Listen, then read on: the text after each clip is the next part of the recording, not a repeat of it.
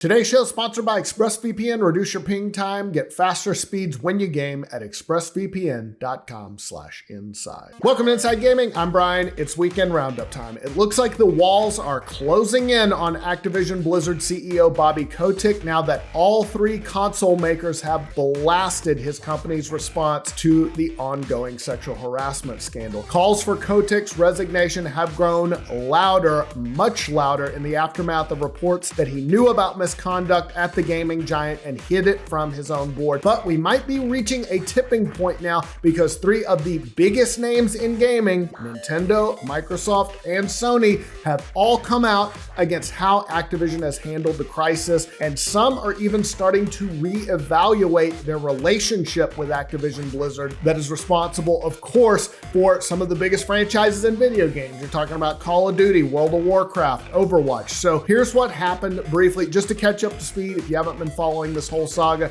there are a lot of really terrible twists and turns. It started this summer when Activision Blizzard was sued by regulators in California who alleged a frat boy work culture where women were subjected to constant discrimination and harassment. The lawsuit and Activision's initial dismissive response to the lawsuit sparked a storm of controversy. Hundreds of employees walked out. Activision Blizzard is also facing a federal complaint from the National Labor Relations Board that was filed earlier this month, accusing it of unfair labor practices. They're also looking at an investigation by the Securities and Exchange Commission that they said they are cooperating with. Recently, like I said, the Wall Street Journal published a giant report that showed Kotick knew about sexual harassment allegations years ago at Activision Blizzard, including a rape allegation at Sledgehammer Games, and basically tried to quietly settle them without telling his board what was going on. Meanwhile, at Blizzard, which was the epicenter of a lot of the harassment and has undergone huge management shakeups, one of the executives put in place to fix things, Jen O'Neill, quit after just 3 months at the top spot while she was co-head of Blizzard, saying that she felt tokenized, marginalized, and discriminated against. Oh, and there were those reports that Kotick himself was responsible for a healthy bit of workplace harassment, doing charming things like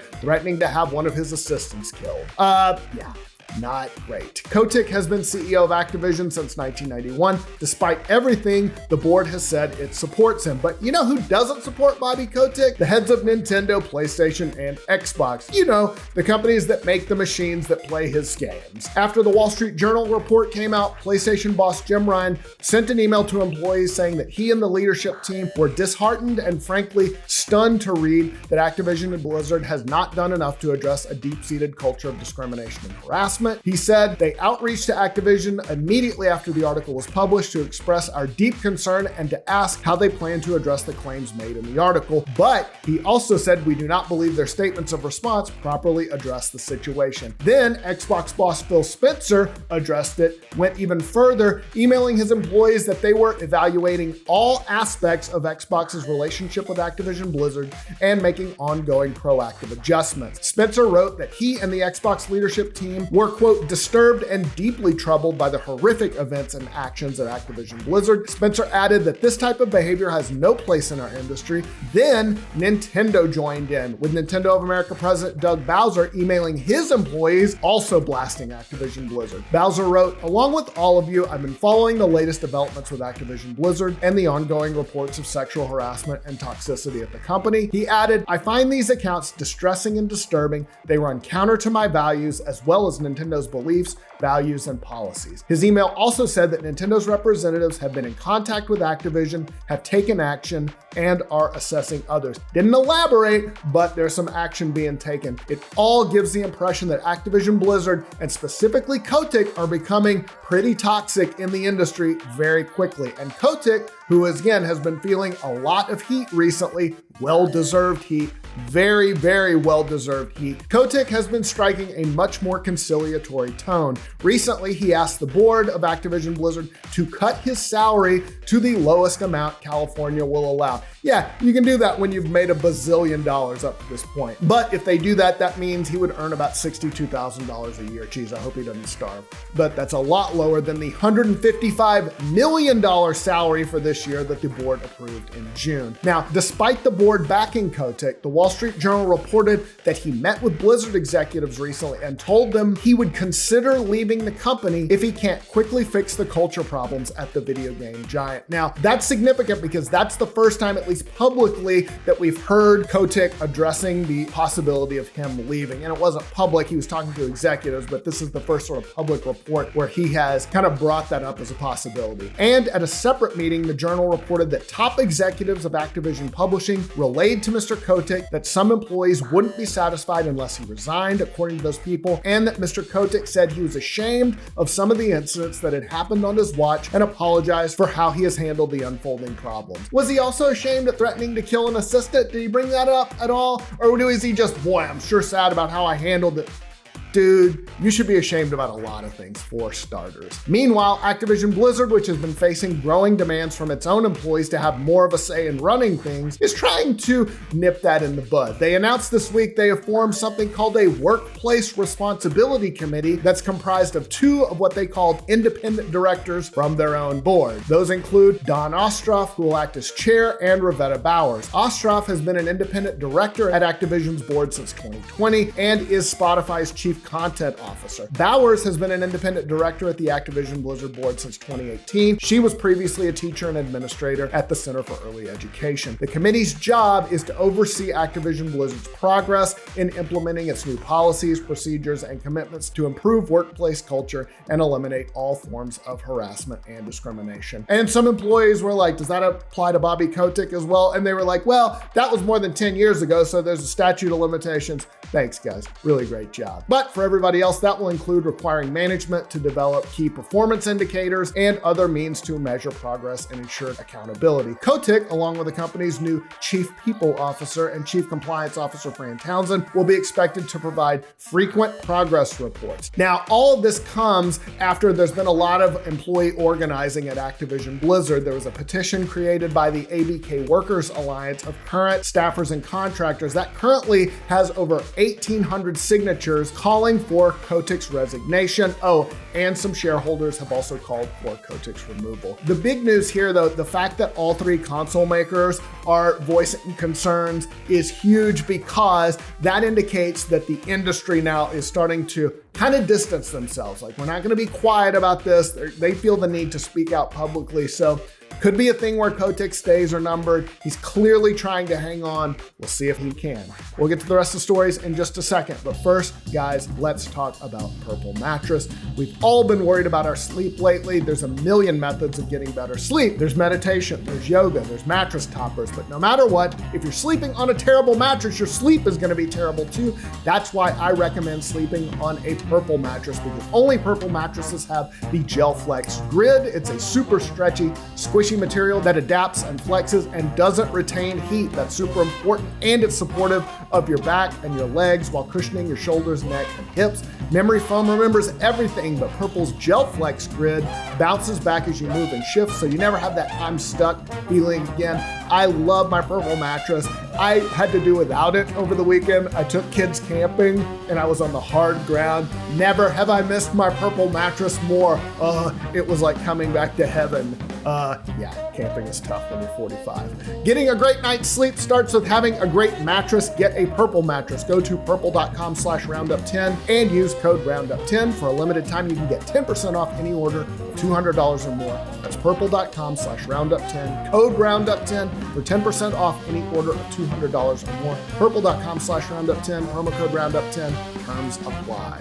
On to the rest of the stories. Now, while Activision Blizzard is embroiled in scandal and PlayStation has spoken out about it, PlayStation is facing their own issues. They are being sued over gender discrimination and wrongful termination. Axios reported that a lawsuit filed by a former security analyst for Sony Interactive Entertainment is suing Sony, saying that women at the company were not paid equally to male employees with similar titles and roles and were denied promotions and equal compensation. The plaintiff, Emma Maggio, alleged that Sony, quote, tolerates and cultivates a work environment that discriminates against female employees. She had worked for Sony since 2015 and said she saw bias against women regarding promotions, that she remained in the same position without a promotion for 6 years, and that some male supervisors would not speak to women with the door closed. Her lawsuit said she told Sony of the discrimination with a signed statement this year. Her lawsuit alleged she was fired after that happened. Her lawsuit was filed in a California court. It is seeking class action status to include any women impacted by alleged gender discrimination at Sony. All right, so you know know how BioWare's working on Dragon Age 4? They've been working on it for a while. It's had some issues. Well, it's hit yet another speed bump because the series creative director has quit. We're talking about Matt Goldman, who is,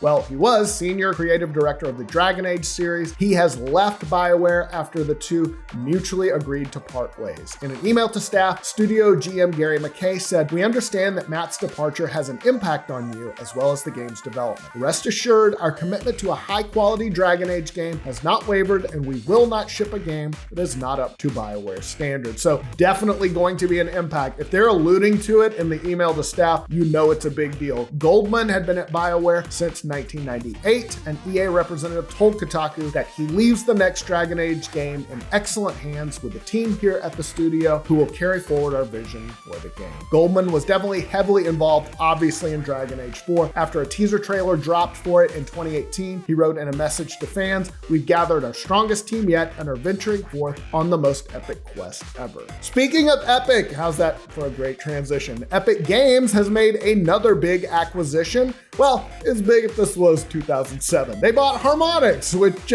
made Rock Band and Guitar Hero and the rhythm game Fuser. All right, they sell some good stuff. In an announcement, Harmonix said that plans for Rock Band DLC and upcoming Fuser events will not change. Sadly, there are no plans to make more Rock Band instruments. Boo. The reason for the acquisition, of course, Epic's plans for its metaverse. And Harmonix said that they will, quote, work with Epic to create musical journeys and gameplay for Fortnite, of course.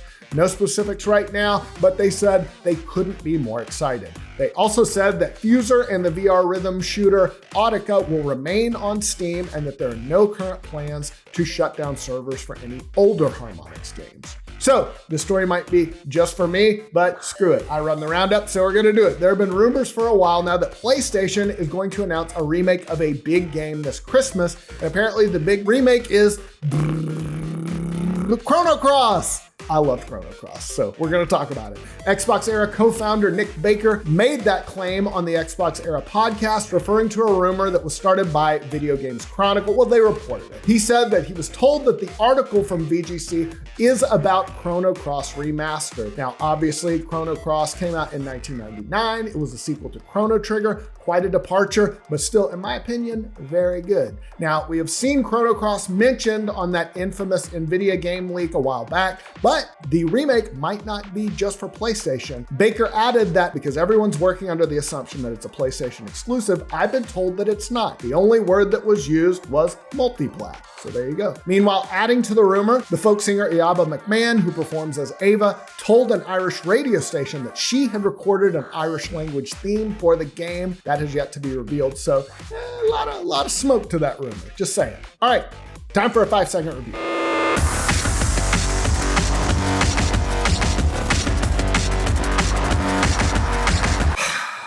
I cannot believe I bought this game again. Yeah, I can. All right, let's talk about the games coming out next week. First up, Beyond a Steel Sky. From multi-award-winning Revolution comes Beyond a Steel Sky, a groundbreaking 3D adventure thriller set in an AI-driven future. Subvert the world, hack the systems, and solve dark conspiracies to uncover the devastating truth. Comes to PS5, Xbox Series X, PS4, Xbox One, and Switch November 30th. Anvil take on the role of a vault breaker in search of alien artifacts called vaults. That sounds familiar. And fight against monsters and powerful bosses. You can strengthen your breakers to explore the farthest galaxy that no one has ever reached. Comes to PC December 2nd. Century Age of Ashes is a free-to-play multiplayer dragon battle game. Master a growing roster of classes and dragons, compete in intense arena battles, and rule the skies in fast-paced aerial combat. Comes to PC December 2nd. Solar Ash is the second game from Heart Machine, who created the award-winning 2016 game Hyper Light Drifter. Ooh, that was a good game. Journey through a surreal, vivid, and highly stylized world